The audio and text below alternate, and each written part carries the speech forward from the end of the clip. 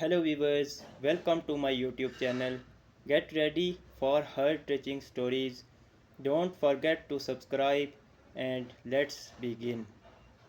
The smell of roasted lamb always reminded me of failure, not because I associated it with bad memories in any abstract, psychological way, but because every single time my mother made it, something in my life was being dissected at the dinner table. My career choices, my apartment, my friends, my silence, my ambition, all of it carved up like the meat on the center platter, passed around for everyone to inspect and find wanting.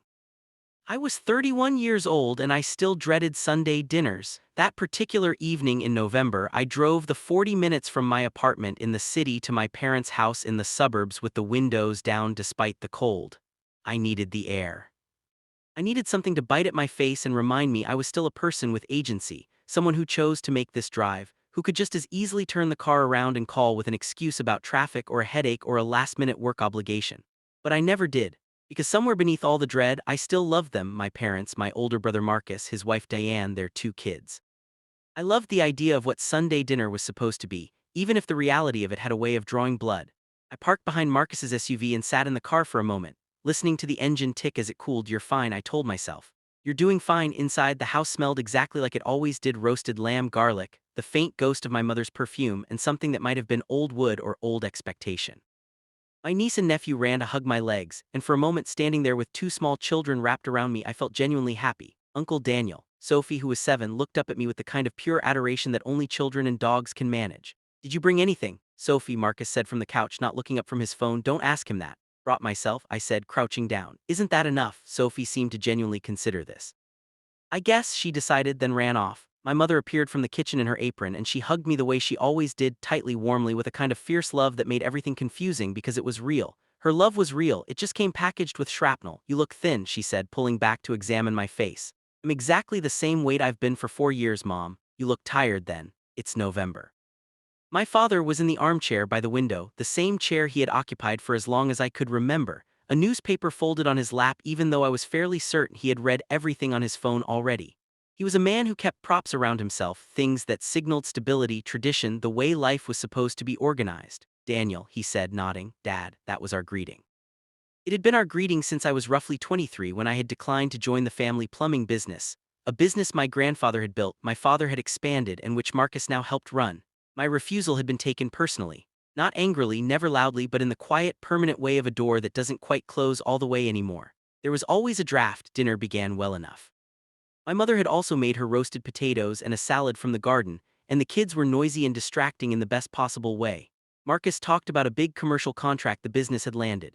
Diane talked about her sister's upcoming wedding. I talked about nothing in particular, answering questions in the careful, edited way I had developed over years, enough to satisfy, not enough to invite analysis. Then my mother asked the question.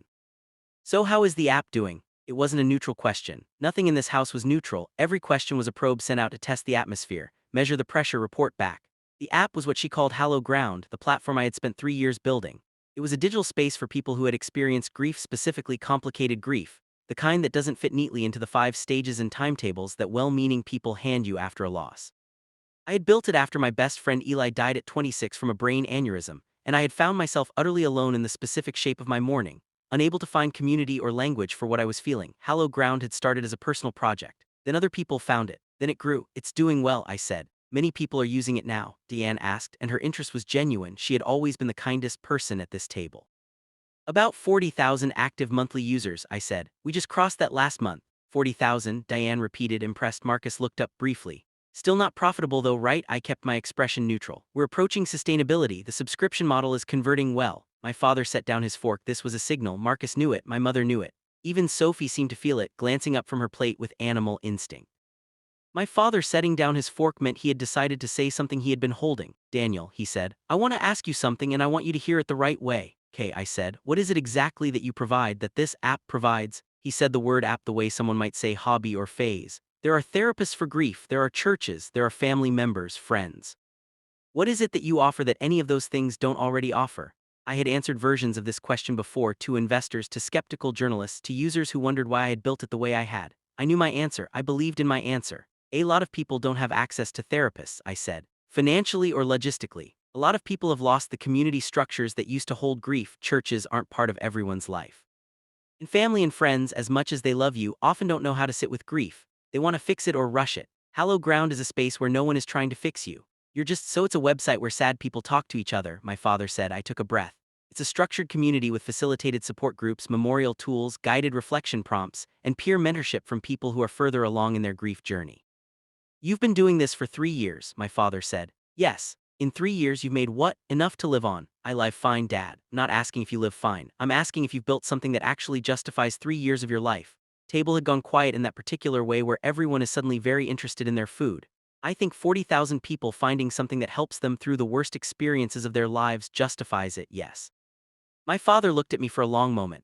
Then he said, and I remember the exact words because they landed in me like stones landing in still water, sending out rings I would feel for a long time. Nobody needs you, Daniel. They need a therapist, they need a priest, they need real relationships with real people. You've built a substitute for things that actually matter and you've convinced yourself it's meaningful, but you're not needed, you're a distraction. My mother said his name softly. Marcus looked at his plate. Diane looked at me, I looked at my father, and I smiled, not a cruel smile, not a performance. It was the smile of someone who has just decided something quietly, permanently, without drama. It was the smile I imagine people have when they hear a piece of information that, rather than breaking them, clarifies everything. "'Kay, Dad,' I said. I picked up my fork and finished my lamb. I drove home that night with the windows down again. The cold was sharper now, insistent. I let it in. Here is what my father didn't know. What I hadn't said at the table, not because I was saving it for ammunition, but because it belonged to me and to the people it was about, and not to that dining room. 3 months before that dinner, I had received an email from a woman named Rosario in Tucson, Arizona. She had lost her adult son to an overdose 18 months earlier, and had found hallowed ground through a search she described as desperate and half-hopping. She wouldn't find anything, because if she found nothing, she could stop trying. She had joined a peer support group on the platform. She had stayed. She wrote to tell me that she had started volunteering as a peer mentor for newly bereaved parents, and that 2 weeks prior she had talked a woman in Ohio through the worst night of that woman's life. A night where the woman had been genuinely unsure she would survive her grief. Rosario wanted me to know. She said, "I don't know who built this place, but I want them to know that it works, that it holds people, that it held me." I had read that email in my car, parked outside a coffee shop, and I had cried in a way I hadn't cried in years, not from sadness but from something that has no clean word in English. The Japanese call it mono no aware, the bittersweet awareness of impermanence and meaning braided together. It was grief for Eli, and gratitude that something born from that grief had reached across the country to hold a stranger on her worst night. Nobody needs you. I thought about the 43 messages I had in my inbox that month from users. The man in Glasgow who had lost his wife of 40 years and said the platform's Memorial Garden feature, where you could plant a virtual tree for someone lost, tend it, watch it grow, had given him somewhere to put his hands when the grief was physical and he didn't know what to do with his body. The teenage girl in Jakarta whose older sister had died, and who used the journaling prompts because her parents were too deep in their own grief to reach her. The veteran in North Carolina, who had lost 3 members of his unit and who had found for the first time people who understood the specific guilt-laced texture of surviving, substitutes for things that actually matter. I thought about what it meant to matter. My father measured mattering in concrete ways: pipes installed, contracts signed, buildings that stood. He had built a business with his hands and had employed 12 people and fixed the plumbing in half the homes in the county. That was real. I understood why he saw it that way. I even respected it, but I had come to believe that some of the most essential human work happens in the invisible register. The holding of pain, the creation of language for experiences that have no language, the building of spaces where people are allowed to be exactly as broken as they are without apology or timeline. Eli had died without warning. Here one day, gone the next, a small malformed vessel in his brain that had waited 26 years to announce itself. I had not known how to grieve him. I had tried everything: therapy, which helped somewhat, alcohol, which helped briefly and then didn't, work, which was just postponement in a productive costume. What had finally cracked something open in me was finding, almost by accident, an online forum for people who had lost friends, not parents, not partners, not children, but friends, which is its own underacknowledged category of devastating loss because the world does not always make room for it. In that forum, reading the words of strangers who felt exactly what I felt, I had experienced something I can only describe as being witnessed. Hallowed ground was my attempt to build that feeling into something more durable, more designed, more capable of scaling. That was 8 months before that dinner. 4 months after that dinner, hallowed ground was acquired, not by a large tech company which had been one fear being absorbed, diluted, monetized into something unrecognizable. We were acquired by a mental health nonprofit with a 30-year track record and a board full of people I actually respected. The terms allowed me to stay on as director of the platform. The terms also included a commitment to keeping the core community features free forever, funded by the nonprofit's endowment. I called my mother to tell her. She cried. She said she was proud of me. She told my father, who picked up the extension, they still had a landline, a fact I found endearing, and said gruffly, "That's good, Daniel, that's good work." It wasn't an apology. I had stopped expecting 1 year ago. But it was something. I think about that smile often. The one I gave him across the dinner table when he said nobody needed me. I want to be careful about what I claim for it, because I think there's a version of this story that becomes about winning, about proving a doubter wrong, about the satisfying narrative arc of success silencing critics. And while I won't pretend that the acquisition didn't carry with it some complicated private satisfaction, that's not actually what the smile was about. The smile was about the moment I stopped needing him to be right about me. That's the thing nobody tells you about the people who doubt you, especially when they love you. Their doubt can only hold power if some part of you is asking them to evaluate you. For years, some part of me had been bringing my choices to my father's table and laying them out and waiting to see what he would say, as if his verdict would tell me something true, even when I disagreed with him, even when I was angry. There was a version of me at that table that was still 6 years old, still desperate for the nod, the approval, the acknowledgement. The smile happened when that version of me finally left the room. Nobody needs you, maybe not in the way that a therapist is needed, or a surgeon, or a plumber.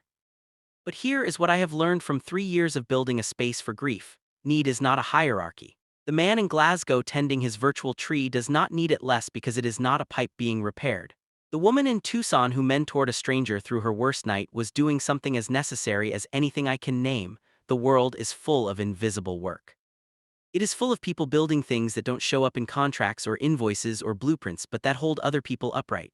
That give language to the unspeakable. That stand in the gap between who we are at our most broken and the people we are trying to become. I set down my fork that night.